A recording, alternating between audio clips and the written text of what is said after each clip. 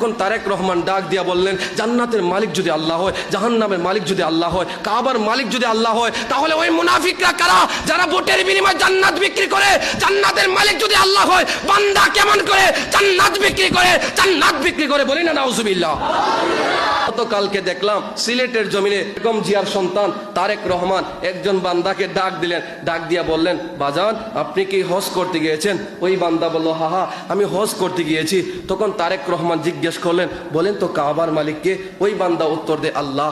তখন ওই তারেক রহমান আবার জিজ্ঞেস করলেন, জান্নাতের মালিককে? ওই বান্দা আবার উত্তর দে জান্নাতের মালিক আল্লাহ। তারেক রহমান আবার জিজ্ঞেস করলেন, জাহান্নামের মালিককে? ওই বান্দা উত্তর দে আল্লাহ। তখন তারেক রহমান ডাক দিয়া বললেন, জান্নাতের মালিক যদি আল্লাহ হয়, জাহান্নামের মালিক যদি আল্লাহ হয়, কাবার মালিক যদি আল্লাহ হয়, তাহলে ওই মুনাফিকরা কারা যারা ভোটের বিনিময়ে জান্নাত বিক্রি করে? জান্নাতের মালিক যদি আল্লাহ হয়, বান্দা কেমন করে জান্নাত বিক্রি করে? জান্নাত বিক্রি করে, বলি না নাউজুবিল্লাহ।